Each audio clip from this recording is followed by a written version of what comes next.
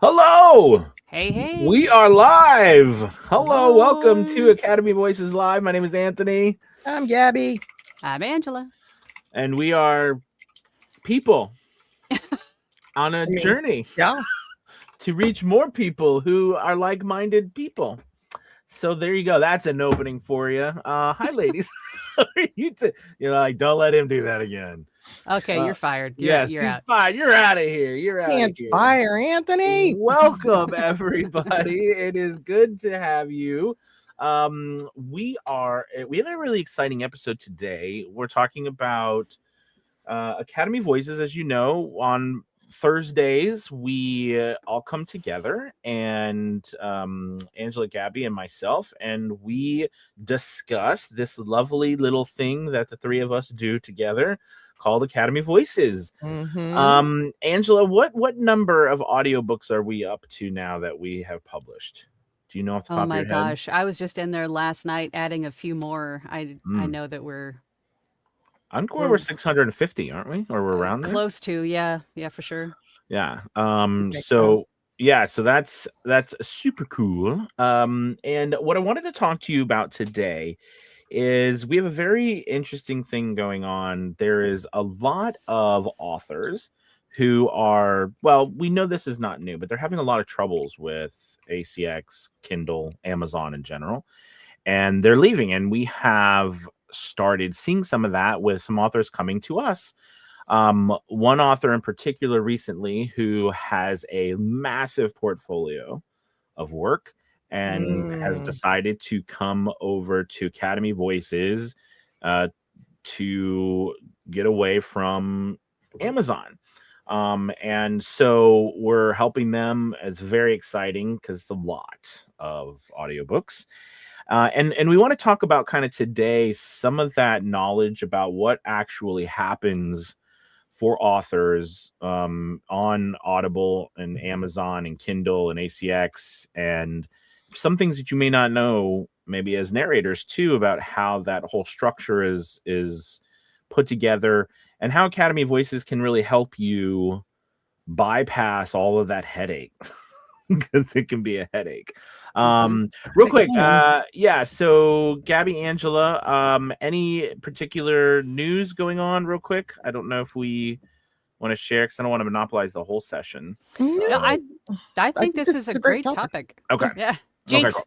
This All right, is a Jinx, great all right. topic. And I don't think a Jinx, lot of people I'll mute that. realize that KDP, ACX, they're all Amazon. They're all the same company. So if they are. don't like something you're doing somewhere, then that's going to put the kibosh on Yes. all So of let's your dive. accounts, Yes, right? absolutely. So let's dive into it. All right. So first and foremost, and you'll see this, right?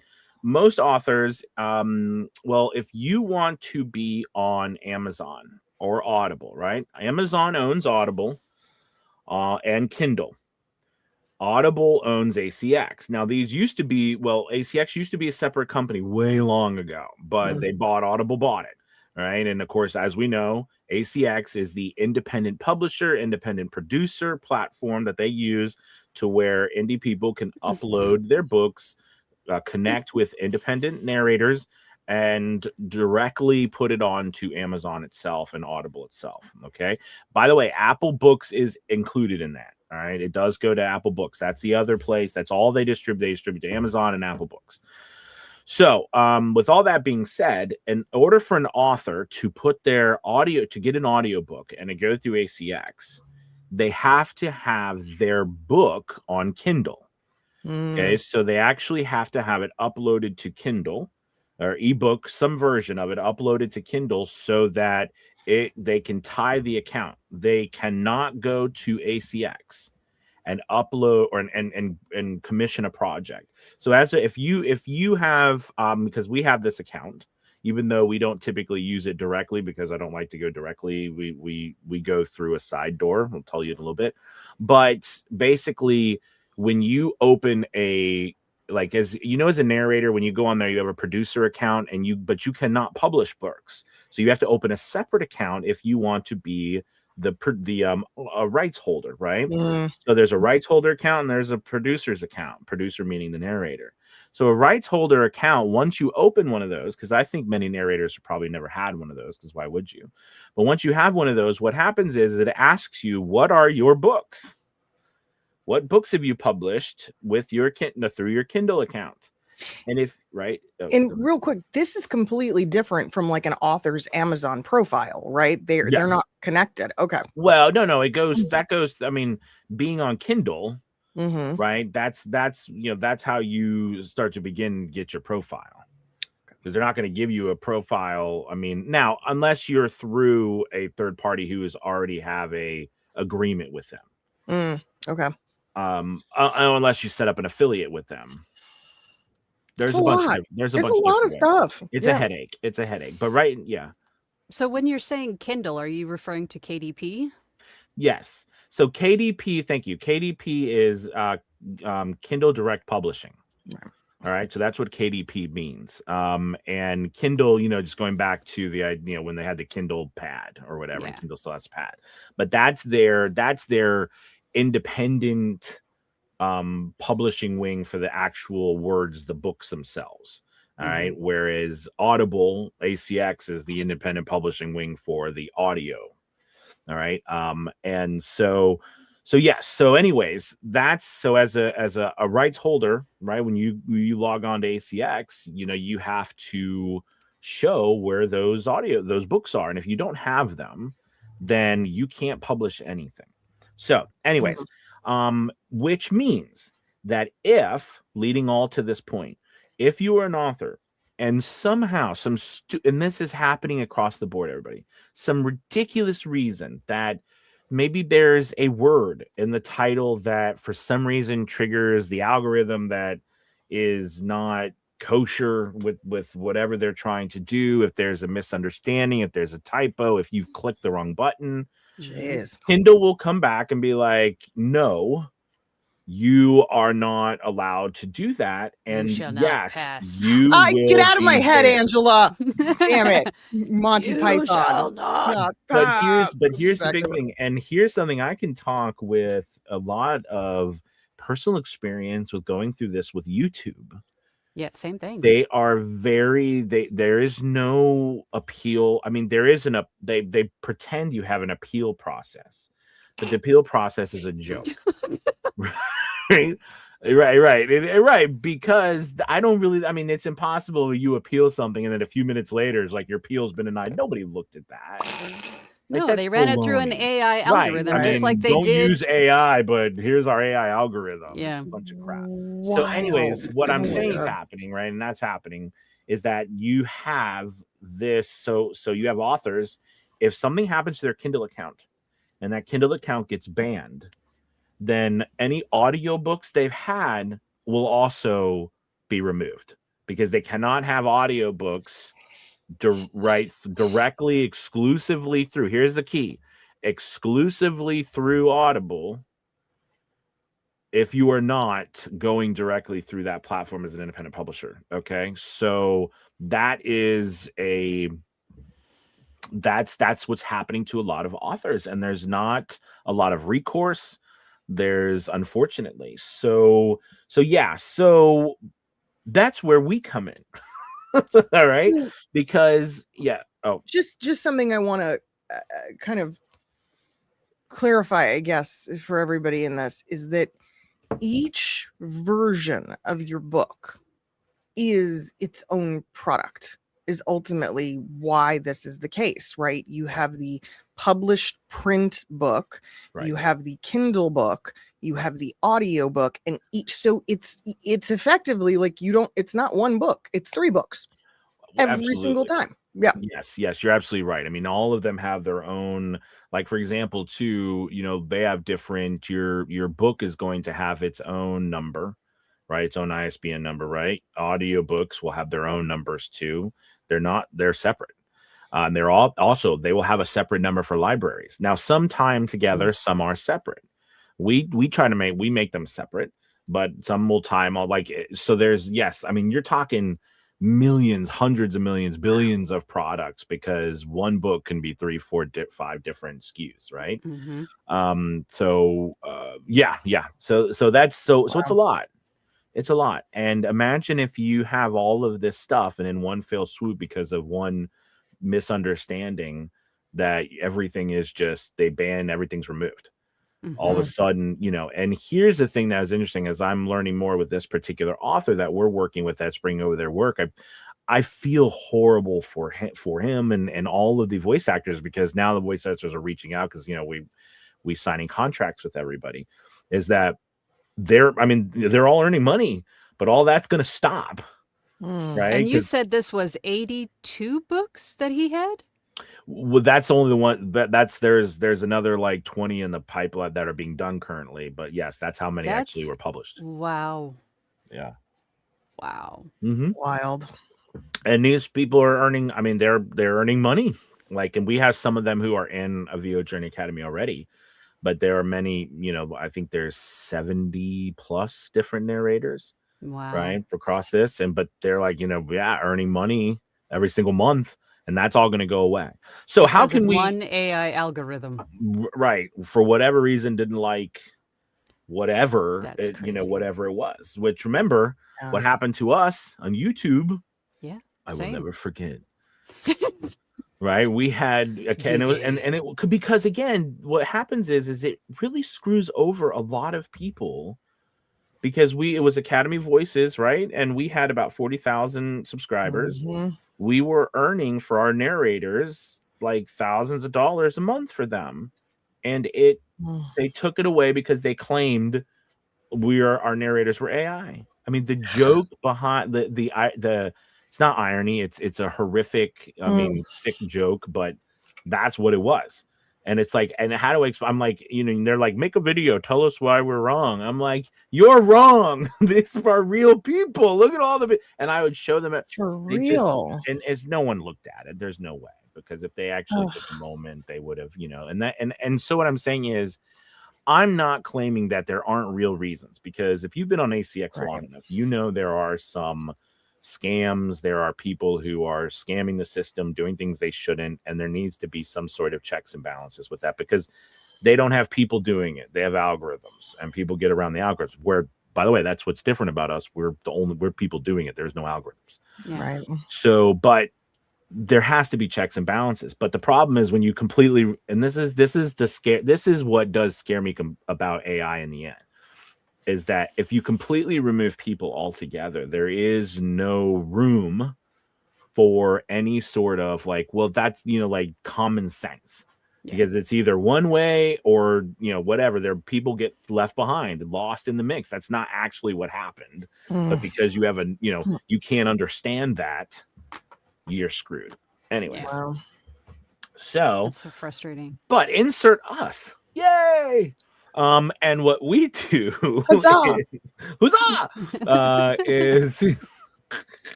Is we, with our partners and what we're doing, the authors do not need to have a book directly published through Kindle or any other place in order to publish their audio. Okay. And what we do is, yes, and we'll tell we still publish to Audible, but we go the non-exclusive route. Okay. And how does that work? Basically, and this has changed recently with some of their things, but it hasn't really changed. The only thing has changed is they've made it more complicated, so you probably get less money. But it's still the same. And how it works is you can either post your work exclusively to Audible or non-exclusively. And exclusively means kind of like an agent. You agree that you won't post or sell your work anywhere else but Audible and Apple Books, because they distribute Apple Books. But because of that, right, you get more percentage. It was 40%, right? They've moved it up to 50%, or at least it's 50%, but it's not really, because it's based off subscriptions, and it will go down depending on how many different books they've listened to. So that's an interesting little tidbit. Oh. Yes, because the more they listen to, it's like a cascading effect away. So anyways, they claim it'll spread the love, but like, you know, you get a couple pennies of love. It's not like you're getting a couple dollars. So anyways, so there's the exclusive part, you get more, and then the non-exclusive part, you're getting about 25% now. It was 20, so they raised it 25%. However, so, you know, if you think about it, for the purposes of staying in one platform, where most authors would argue, and probably narrators understand, unless you have an audiobook that is in a sales rank under 100,000, closer to under about 10,000, you're not going to be selling a lot of audiobooks unless there's some sort of marketing geniuses that you're there, or you are, right? So that's the Amazon sales rank. So because of that, being able to publish your work across 40 plus different platforms like Spotify, like Nook, right, Barnes and Noble, like Google Play, Hoopla, Chirp, you know, libraries too. the Holy Lord. libraries, Yeah, Libby. and then, by the way, across the world, because more and more, you know, we get more and more added that are across the world as well. It really opens up what you can do for 25% less than what you're never going to be found in an ocean, which is why I was bringing up about Audible. We all like Audible is that kind of thing where it's like, are you on Audible? Ooh! You know what I mean? It's like, yes, because it's Audible, right? We know it's, I mean, they are still the #1 distributor in the world.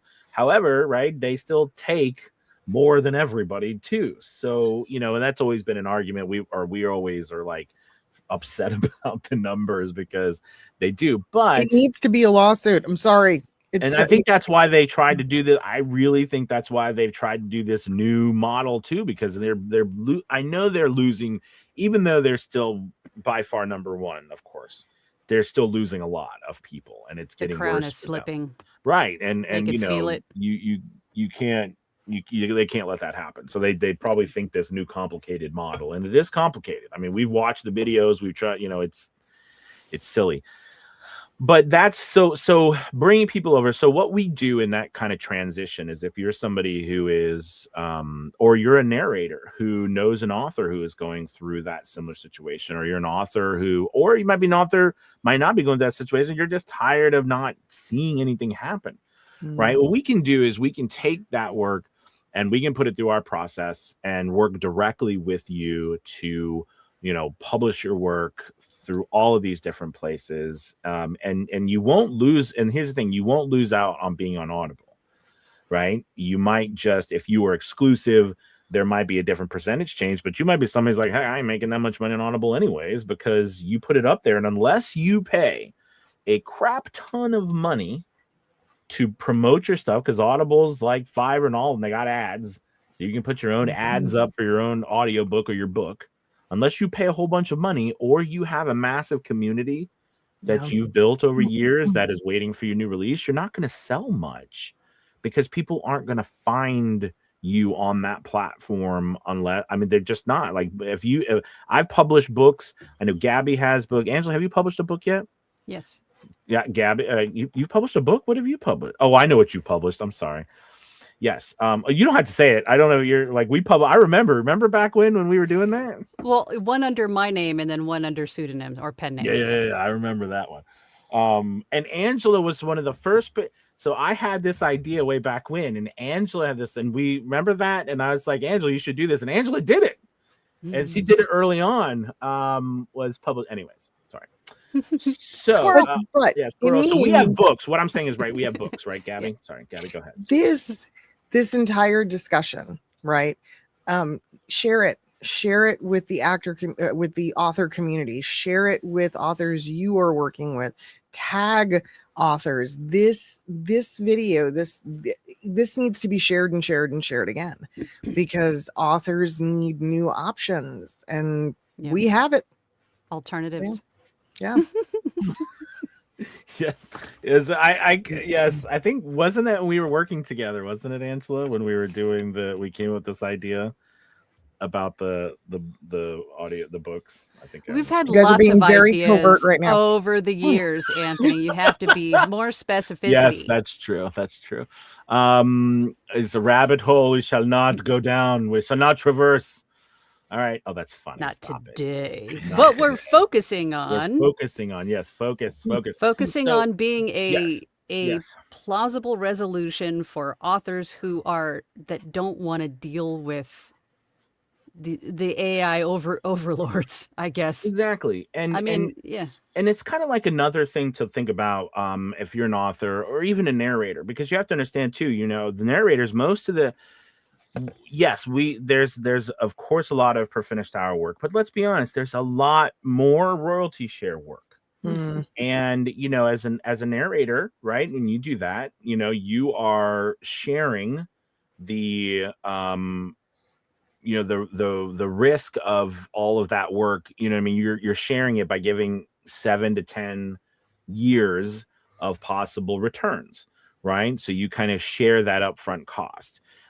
So to have that ability to be spread out, you know, if you almost think about, you know, your 401k or whatever, a diverse portfolio, you know, we want it spread out. So if one bad thing happens, the whole thing doesn't crumble. I mean, I kind of like that idea that we have 40 plus different platforms, that if one platform is like, no, we don't like you, then the rest of the platform, you know, we're not going to have an issue because it's just one platform. Or if one goes away, right? I mean, so I think that's one thing that's also very exciting about having more and more places for the narrator too, because it's more opportunities for them to earn money. You know, it's all about, you know, can we get to more people? And not everybody likes Amazon. They're like, because if they did, there wouldn't be all of these other places. Well, right? not only that, but then that's also safety in knowing that what you create isn't going to be wiped the next day because some algorithm said, hey, there's something wrong with this. Yes.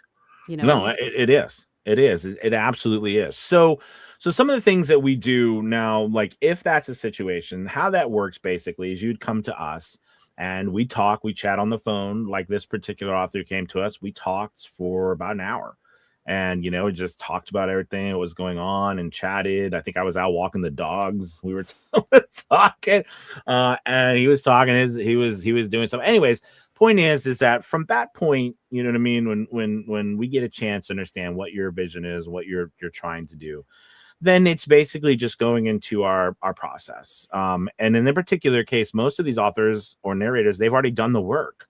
Like those books are already narrated, they've already got the files, right? It's just they need somewhere else to help them distribute, publish their work that is not, I hate to say it, but stuck with Amazon. All right, with ACX. So from there, it's very simple. I mean, it's simple and for them, it's still a lot of work for us, but which is okay. We love it. We sign contracts, collect files, right, and then start to go through our internal distribution process. So it's actually kind of simple in the fact that there's not needing to be anything done because the file's already done in this particular situation. And they've already been published. We just need to distribute them now to more places and go through a different route to ACX. So there probably would be some downtime from when that is not on Audible, you know what I mean, when it's taken off and it's brought back. So yeah, but I mean, and since we're a different publisher, and here's a really cool thing too, you know, as we say, is like, you know, we're starting to work with a couple of you. We have one in the pipeline from an author from, and that's another thing, right? What I was saying, we have an author from Japan. So, you know, if you are an author or a narrator who does not live in the United States or Canada, I think, even the UK, you do not get to get onto these platforms and work through these places, and that's just stupid. ACX is not available in every country. That's the other thing. Not many at all, actually. Yeah. It's actually shocking. Like even big, like I'm serious. Even the UK, you can't get on these places. It's very shocking. Even though they can get it, you can't get on it. Like you can't. So you can through us though, and that's what I'm trying to say. is Yeah. that we Ryan accept everybody. has a question. Oh yeah, stop me is talking. great. Somebody stop me Yeah. talking. All right, here we go. Where Shh, is it now? Anthony. Well, Ryan said, can you guys explain the fee schedules for authors? I've had a couple ask me, and of course I don't know, so I just pointed them to the AV website, but it would be good to have basic info to share. Before I found you guys, I actually started re-editing my own public domain books so I could build a portfolio. It's fun, but it's a ton of work, which is part of why I was so happy to find you guys. Mm-hmm.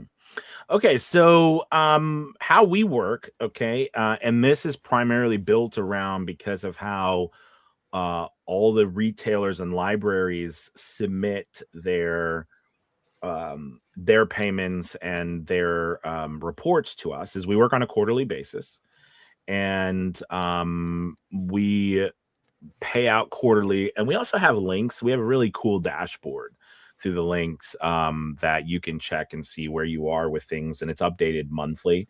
But because we have so many different places we go to, right, all those reports have to be manually uploaded and so forth. So, it does take a little bit of time, because since you're not on one only platform, it's not like they report it automatically, that like ACX, because it's only one place.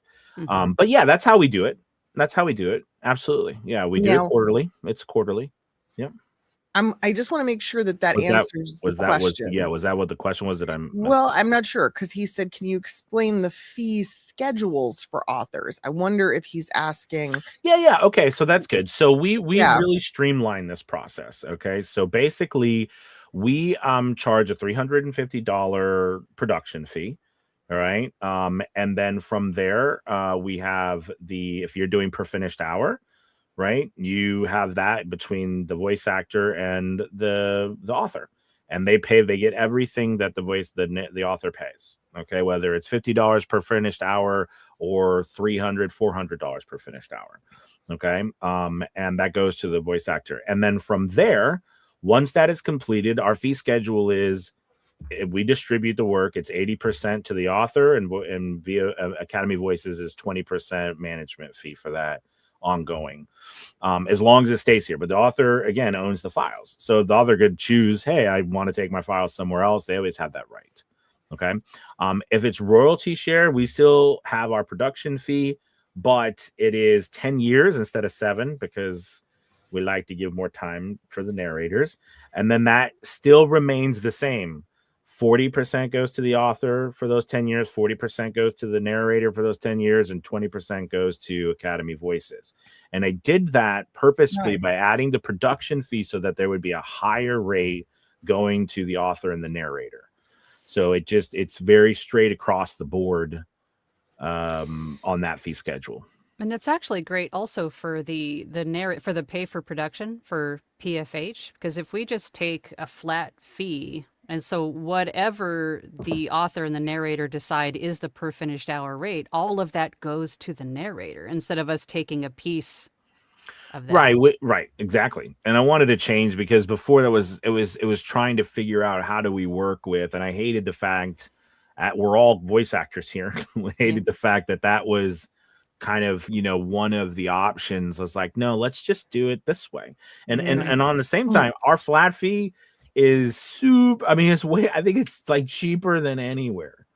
I mean, most places charge thousands of dollars, and I understand why, because this is a lot of work. But right now, for at least the time being, this is what we're charging, right? To really help out, I think, our community. And I wanted also to make sure that there's no hidden fees. There's nothing else. I will say this, we will be adding marketing assistance, because I've been asked by a couple of authors, hey, what is the marketing assistance or help you give us? Can I pay for that?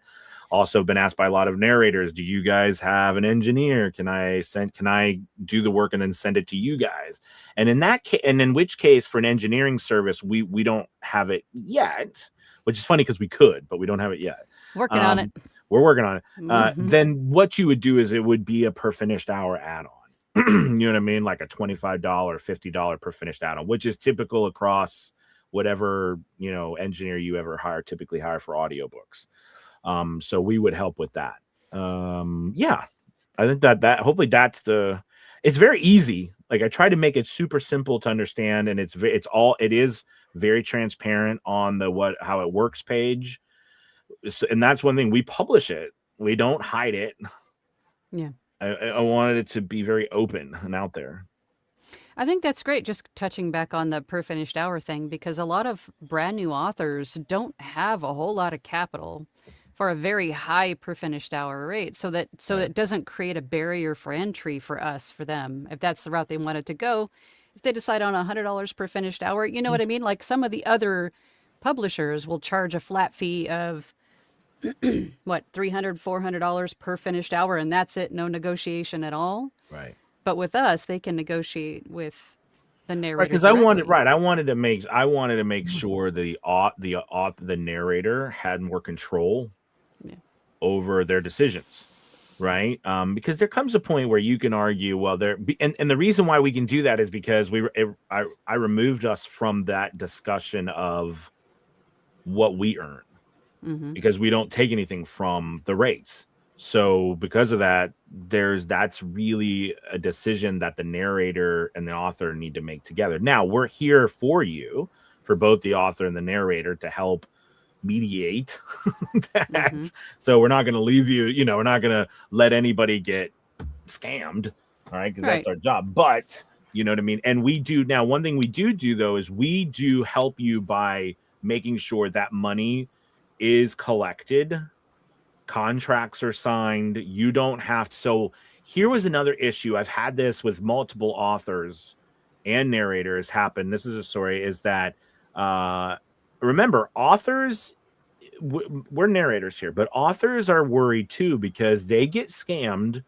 Scam that they get is they will do they'll put their audiobook up and it's per finished hour.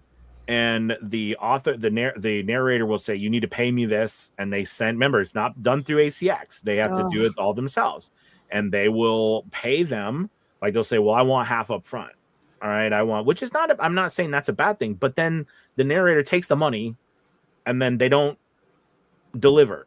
Right. They don't do this stuff. I mean, this happens too. We don't hear those stories because we're narrators. So we're always focused on what is happening to narrators. It's so sad though. I mean, not as happening to authors. Yeah, it happens to them too, right? I mean, it's happened across the board. So I've had a couple tell me, like, and they look at the contract and say, I really like the fact that you guys are, because we publish the work.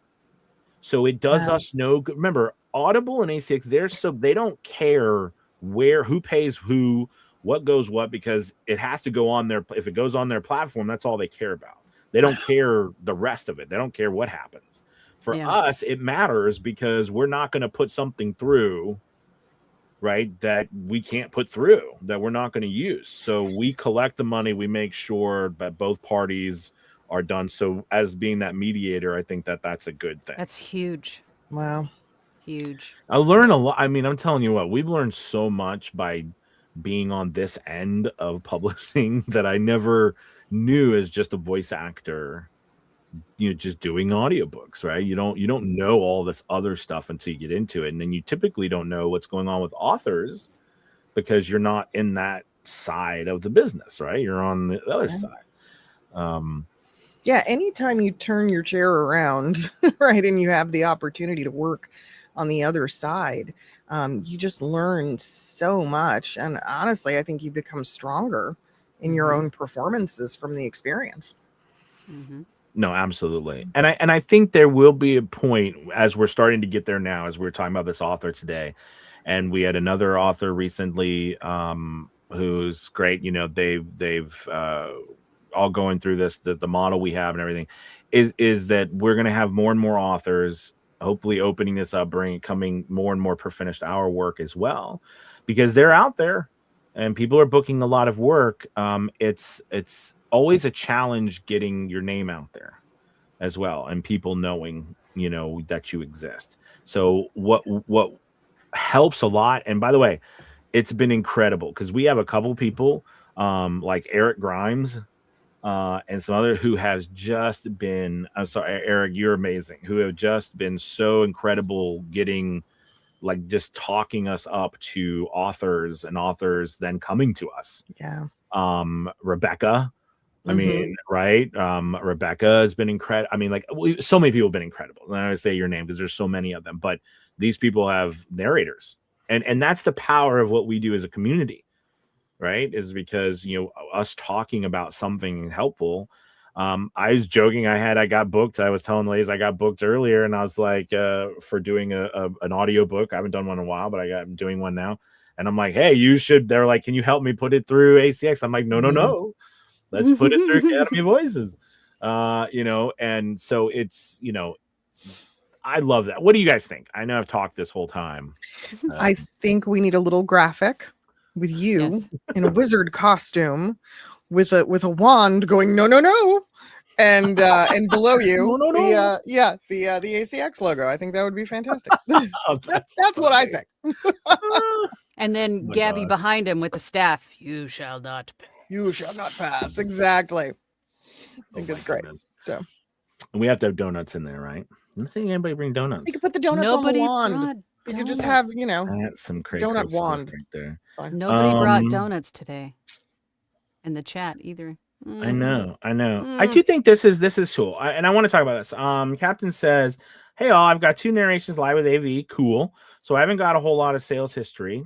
Fair enough. But I've been enjoying it purely from the experience and literary material offered. I love it. This is who I think it is.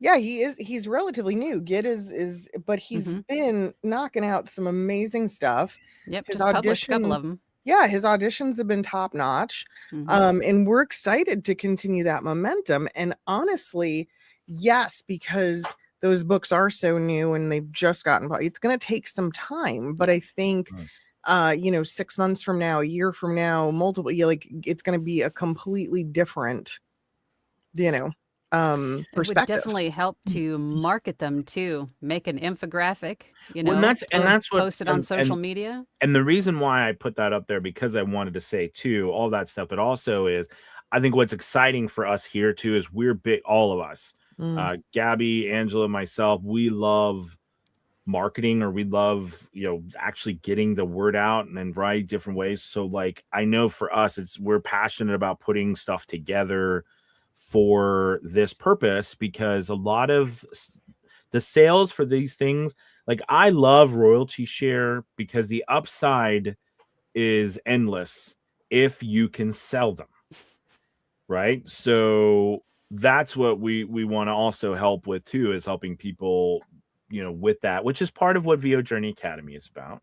But VO Journey Academy isn't technically about selling your work.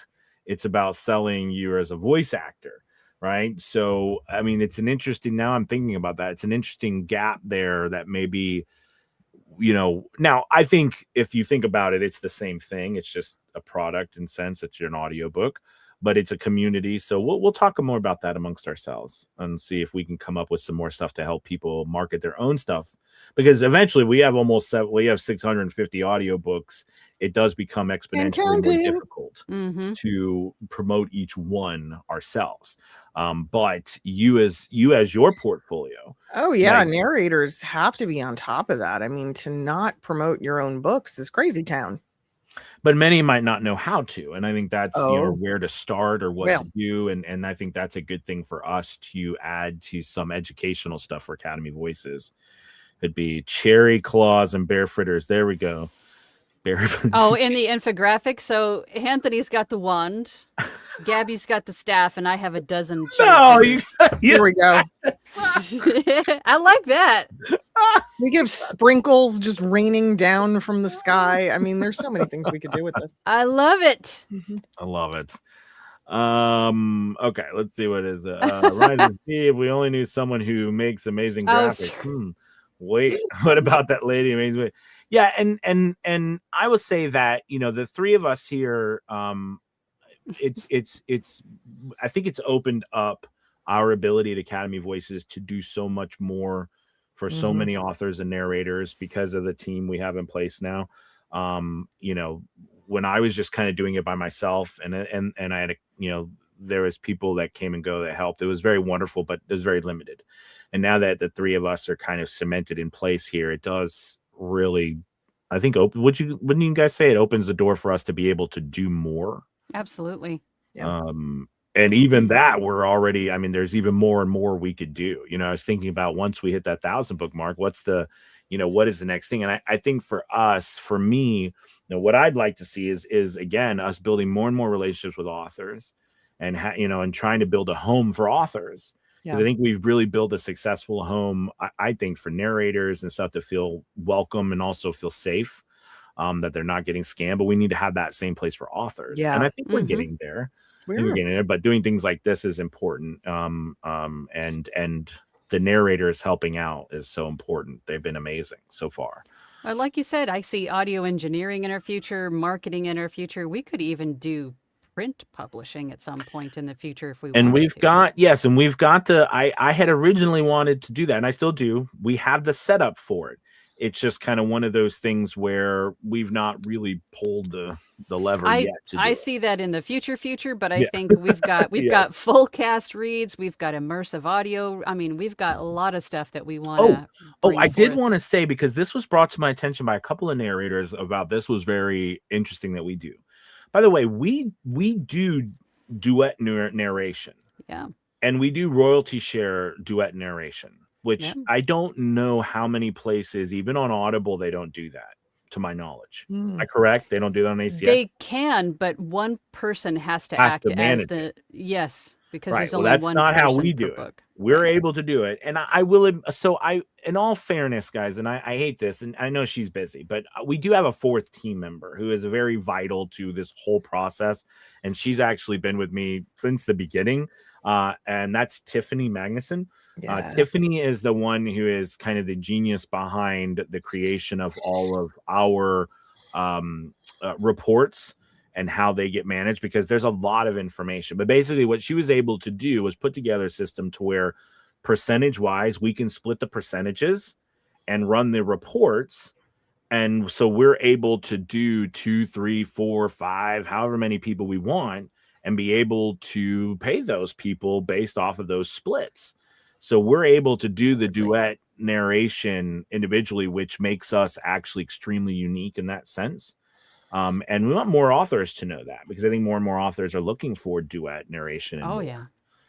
Sorry, I just, that popped in my head when we were talking about it. It's a great point, because with ACX, one person has to be the lead, therefore distribute the monies to the other person. And if you don't really know the narrator a whole lot, you might be a little bit like, I don't know about that. But with us, it's done automatically. You don't have to worry about relying on one other person to give you money. Yes, absolutely. That's a huge.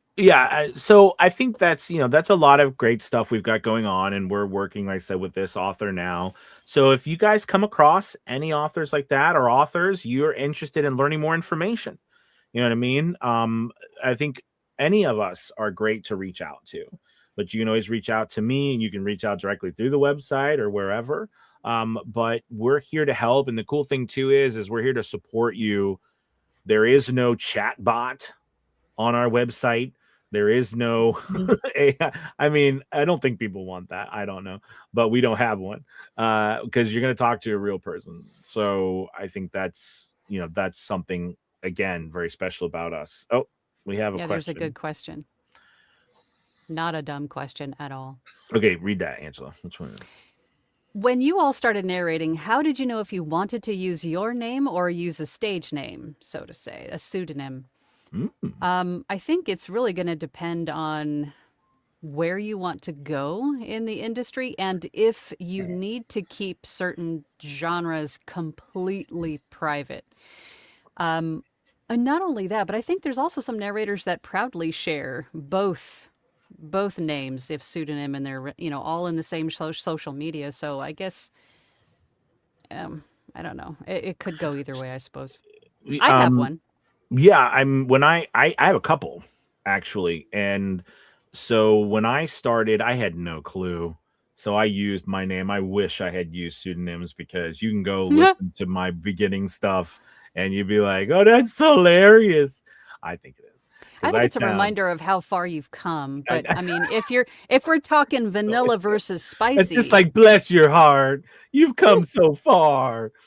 I mean, what's wrong with that? Look. Oh my God! Wild horses could not drive me to listen to my first audiobook again. But if I did, I would go, oh my gosh, look how far I've come, and go, yay, good job, Ange. No, I know. So I would say that, yes, I mean, I think what we hear a lot, or what I hear a lot about one particular thing that comes to mind is like, hey, I love narrating children's books, and this is my name, and oh wait, I'm also doing a spicy book, Yeah. and I don't want the children's books being next to the spicy book. How do I do that? But then I can't market one even under name because people are going to see my. So I think, yes, these are some things you can do, but that's where pseudonyms are great and helpful. And you don't have to always show your face. This is where I do think caricatures, interesting things can come into if you really want to separate that. I mean, you can do something. But yeah, I didn't. First thing too, I didn't even know how it worked. So, because again, I started with ACX, like many of this was before Academy Voices, of course, way back when. And I thought I had to have multiple accounts with different names. You know what I mean? When I first started on ACX, right? I didn't know that they ask you at the end, what do you want to say is your name for the book, the audiobook, right? Question. Yes. How do we handle pseudonyms at Academy Voices? Very good call. So basically, you just let me know. Yeah. It's pretty straight. It's pretty straightforward. You just let me know. And I find that everybody does. So again, just so you know, just like Audible and everything or anywhere else, you have to have your real name registered with us, right? Because for the taxes, all the purposes like that. But you can use a pseudonym at any time, and all you have to do is let us know the pseudonym. So you're paid under your real name. But the pseudonym is what shows up on the cover, what you say in the book, right? So, and all you have to do is share that with us. And then internally, we just document, that information. Yep, that's how we deal with it. Absolutely. And we have many people with pseudonyms. Oh yeah, lots. It's nothing new in this industry. No. And think about it in acting in general. I mean, think about all the people, the stage names that actors have. So, well, anything else? I think we've had a really good session today. I think so too. Yeah. Well, thank you guys for letting me talk so much. That makes me happy. Yay! And I'll just sit back here with my cherry fritters. There you go. But as always, make sure you check out Academy Voices. If you're not there, we'd love to have you. If you are there, and again, you have any questions, contact us at any time. I mean, we're here to answer them for you. And also, authors, if you have questions too, you're not sure, please reach out. We'd love to talk and answer any questions. We're here for the long haul. Yeah. So, all right, you guys. Well, listen, thank you so much for seeing us today, being here. We'll be back tomorrow. Goodbye, everybody. Goodbye. Bye. See you on nature. Goodbye.